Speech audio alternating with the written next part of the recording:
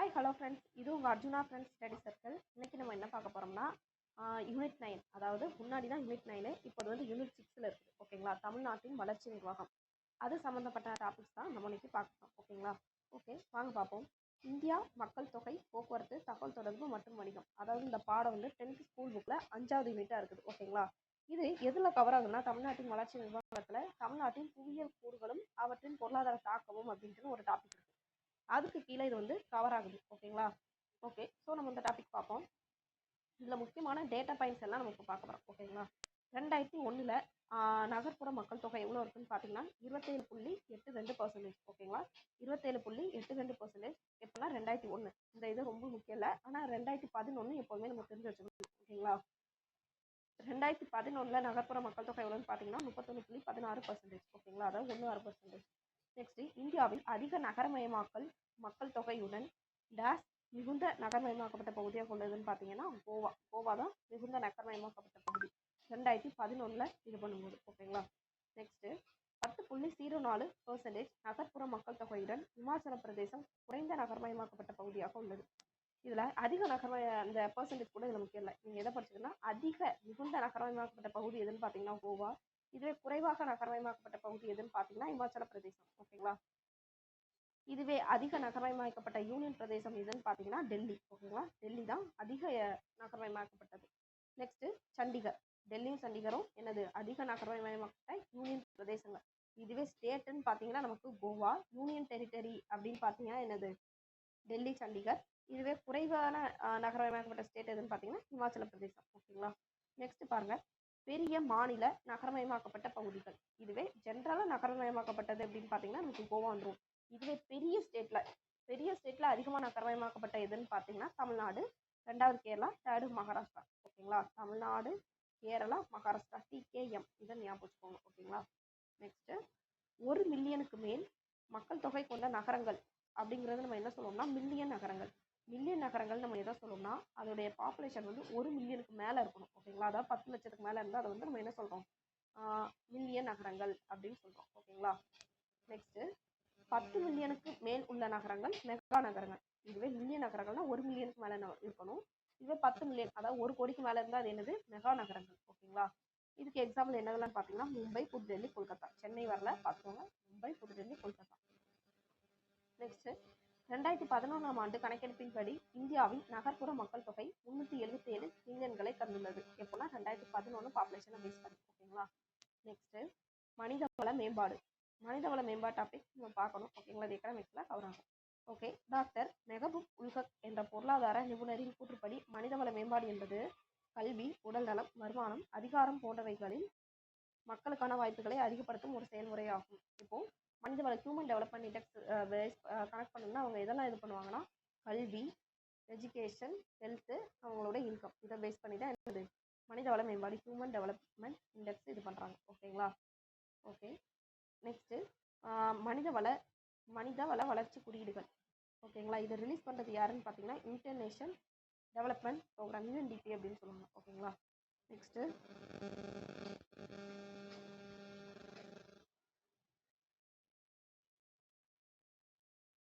இந்த இது ரொம்ப ரொம்ப முக்கியங்க. இதுதான் இருக்கிறதுலே ரொம்ப ரொம்ப முக்கியம். மனிதவள அதாவது ஹியூமன் டெவலப்மெண்ட் இண்டெக்ஸை யார் ரிலீஸ் பண்ணுறாங்க அப்படின்னு பார்த்தீங்கன்னா UNDP, அதாவது இன்டர்நேஷனல் டெவலப்மெண்ட் ப்ரோக்ராம். இந்த நிறுவனம் தான் நமக்கு என்ன பண்ணுது ஹியூமன் டெவலப்மெண்ட் இண்டெக்ஸை ரிலீஸ் பண்ணுது. ஓகேங்களா, நெக்ஸ்ட்டு ஹச்டி இண்டெக்ஸை பேஸ் பண்ணி எதுக்குள்ளே இருந்தால் எவ்வளவு ஹச்டி இருக்குது அப்படின்னு சொல்கிறது. ஓகேங்களா, இது வந்து எப்போதும் 0 to 1 தான் இருக்கும். ஓகேங்களா, 1 இருந்துச்சுன்னா அங்கே வந்து ஹியூமன் டெவலப்மெண்ட் இண்டெக்ஸ் ஹையாக இருக்குது, அதான் ஃபஸ்ட்டாக இருக்குன்னு அர்த்தம். இதுவே 0ல் இருந்துச்சுன்னா வெரி புவர்னு அர்த்தம். ஓகேங்களா, ஓகே ஃபஸ்ட்டு வெரி ஹை அப்படின்னு நம்ம எதை சொல்லுவோம்னா 0.800க்கு மேலே இருந்துச்சுன்னா அங்கே மனிதவள வளர்ச்சி குறியீடு ரொம்ப அதிகமாக இருக்குது அப்படின்னு சொல்லுவோம். இதுவே 0.700க்கும் 0.799க்கும் இடையில இருந்துச்சுன்னா ஓகே அதிகமாக இருக்குது அப்படின்னு சொல்லிக்கலாம். ஓகேங்களா, நெக்ஸ்ட் மீடியமாக இருக்குன்னு பார்த்தீங்கன்னா 0.550 to 0.699 வந்து மீடியம். நம்ம வந்து மீடியத்தில் தான் வரும். ஓகேங்களா, லோவாக இருந்துச்சுன்னா 0.550க்குன்னா லோவாக இருக்கும். ஓகேங்களா, 0.550க்கு கீழே இருந்துச்சுன்னா ரொம்ப லோவாக இருக்குன்னு அர்த்தம். நம்ம இந்தியா இதில் இருக்குன்னா மீடியத்தில் இருக்குது. ஓகேங்களா, நெக்ஸ்ட் பாருங்கள் மனிதவள மேம்பாட்டு துணை குறியீடுகள். ஓகே, இதெல்லாம் தேவையில்லை. ஹெச்டிஐ கால்குலேட் பண்ணதுக்கு எதெல்லாம் நமக்கு ரொம்ப பேசிக்னு பார்த்தீங்கன்னா ஹெல்த்து, எஜுகேஷன், இன்கம். ஓகேங்களா, ஹெல்த்து, எஜுகேஷன், நெக்ஸ்ட் என்னது இன்கம், வருமானம். ஓகேங்களா, நெக்ஸ்ட்டு இந்த இது ரொம்ப ரொம்ப முக்கியங்க, அதனால இதை மட்டும் பார்த்துக்கோங்க. இதை பேஸ் பண்ணி ஹெச்டிஐ கால்குலேட் பண்ணுறோம். இது நம்ம பார்த்தாச்சு. நெக்ஸ்ட்டு மொத்த உள்நாட்டு உற்பத்தி மற்றும் அதன் வளர்ச்சி. இது வந்து நம்ம புவியியல் கூறுகள் அந்த லெசனில் இது ஃபுல்லாக கவர் ஆகுது. ஓகேங்களா, அதான் 10th ஜியாகிரபி 5th யூனிட். இப்போ அடுத்து என்னென்னா மொத்த உள்நாட்டு உற்பத்தி மற்றும் அதன் வளர்ச்சி. ஏன்னா யூனிட் 6ல் தான் இப்போ இது வந்து இருக்குது. ஓகேங்களா, தமிழ்நாடு வளர்ச்சி நிர்வாகம், அதுக்கப்புறம் நெக்ஸ்ட் என்னது பொருளாதாரம், அதை நம்ம பார்க்க போகிறோம். நெக்ஸ்ட் பாருங்கள், இது வந்து 10th எக்கனாமிக்கில் ஃபஸ்ட்டு லெசன். அதை கொஞ்சம் ஷார்ட்டாக இது பண்ணதான் இது ஒரு நிமிஷம் வரைக்கும் யூஸ் பண்ணிக்கலாம். ஓகேங்களா, அந்த நோட்ஸை ஐக்கிய நாடுகள் பார்வையில் பொருளாதார வளர்ச்சின்னு எதை சொல்கிறாங்கன்னா வாழ்க்கை தரம் உயர்தல் அல்லது ஒட்டுமொத்த வளர்ச்சியில் கவனம் செலுத்துதல் ஆகும் அப்படின்னு யார் சொல்கிறாங்கன்னா அமர்த்தியா சென் அவர் வந்து சொல்கிறார். அதாவது எக்கனாமிக் க்ரோத்துக்கும் எக்கனாமிக் டெவலப்மெண்ட்டுக்கும் உள்ள வித்தியாசத்தை சொல்கிறாங்க. ஓகேங்களா, எக்கனாமிக் க்ரோத்துக்கும் எக்கனாமிக் டெவலப்மெண்ட்.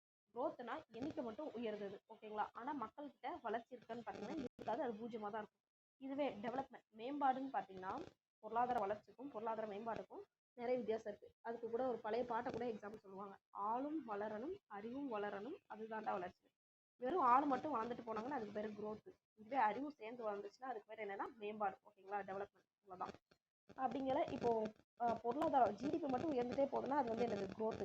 அந்த ஜிடிபி கூட மக்களுடைய வாழ்க்கை தரம் எல்லாம் சேர்ந்து உயர்ந்ததுன்னா அதுக்கு பேர் தான் மேம்பாடு. ஓகேங்களா, புரிஞ்சுக்கும்னு நினைக்கிறேன். நெக்ஸ்ட் பாருங்கள், இந்தியா மொத்த உள்நாட்டு உற்பத்தியில் $2.8 ட்ரில்லியன் பெற்று உலகத்தில் 6வது தரவரிசையில் உள்ளது. எத்தனாவது தரவரிசைன்னு பார்த்தீங்கன்னா 6வது தரவரிசை. இப்போ வந்து என்னென்னா 5th பிளேஸ்க்கு வந்தாச்சு. ஓகேங்களா, நெக்ஸ்ட்டு இதெல்லாம் பழைய டேட்டா, ஜஸ்ட் ரீட் பண்ணி விட்டுக்கோங்க, எனக்கு தேவை இருக்குது. இந்த $19 ட்ரில்லியன் யூஎஸ்டி பெற்று முதல் இடத்தில் உள்ளது. யூஎஸ்ஏ அதை எப்போதும் ஃபஸ்ட்டு தான் எனக்கு தெரியும். ஓகேங்களா, நம்ம வந்து பஞ்சாப் பேஸ் பண்ணாச்சு.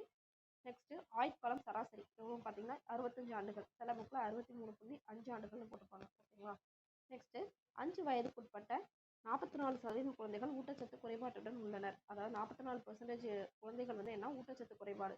அந்த குழந்தைகள் எத்தனை 5 வயசு கீழே இருக்காங்க. ஓகேங்களா, நெக்ஸ்ட்டு 15 வயதும் அதற்கு மேல் உள்ள மக்கள் தொகையில் 63% பேர் கல்வியறிவு பெற்றவர்களாக உள்ளனர். ஓகேங்களா, 15 வயசுக்கு மேலே 63% வந்து கல்வியறிவு பெற்றவங்களாக இருக்காங்க. நெக்ஸ்ட்டு இந்தியாவில் 35 வயதிற்கு உட்பட்ட உழைக்கும் வயதில் வேகமாக வளரும் மக்கள் தொகையில் 700 மில்லியன் பேர் உள்ளனர். எத்தனை பேர்? 700 மில்லியன். ஓகேங்களா, ஓகே, இதெல்லாம் தேவையில்லை. இதில் முக்கியமான பாயிண்ட் எதுன்னு பார்த்தீங்கன்னா ஆயுட்காலம் சராசரி, அது தெரிஞ்சு வச்சுக்கொண்டிதான். ஓகேங்களா, வேறு ரொம்ப முக்கியமானது எதுவும் இல்லை இதில். இது முக்கியங்க.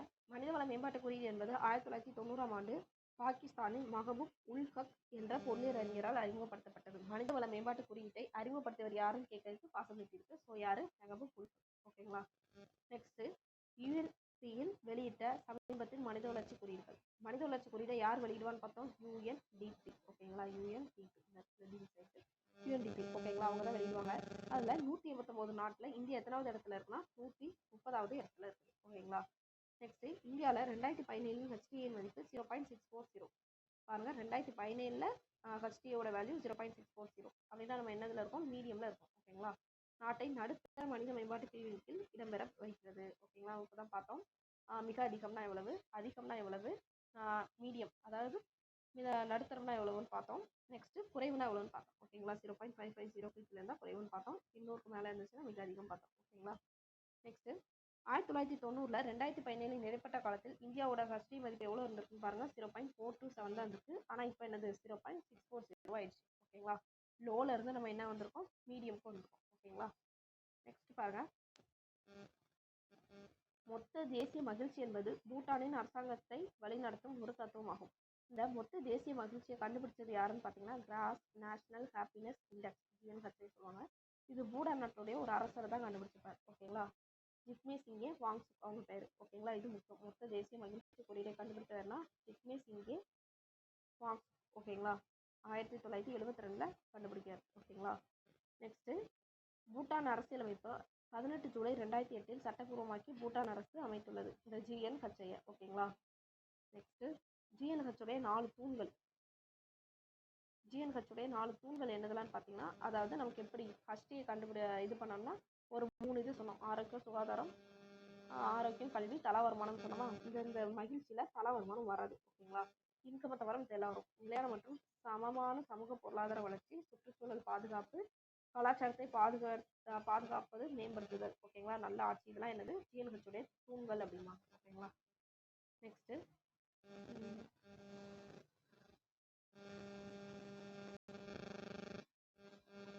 2018-19 ஆண்டு 7.3% மற்றும் 2019-20 ஆண்டு 7.5% வளர்ச்சி விகிதம் என உலக வங்கி திட்டமிட்டுள்ளது. எதுக்குன்னா கிராஸ் நேஷனல் ஹாப்பினஸ் இண்டெக்ஸ். ஓகேங்களா? பொருளாதார வளர்ச்சி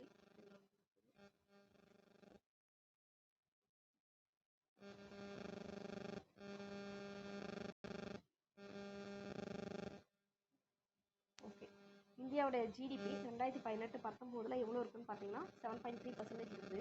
இதுவே 2019-20 எவ்வளோ இருக்குன்னா 7.5% அப்படின்னு வேர்ல்டு பேங்க் இது பண்ணியிருக்காங்க. ஓகேங்களா? இது நமக்கு பொண்ணு டேட்டா தான் கேட்பாங்க. இது கேட்கறதுக்கு பாசிபிலிட்டிஸ் இல்லை. ஓகேங்களா? நெக்ஸ்ட்டு 11th யூனிட் 7வது பாடத்தில் எக்கனாமிக்ஸ் இருக்குது. அது நம்ம இன்னொரு வீடியோவில் பார்ப்போம். ஓகேங்களா?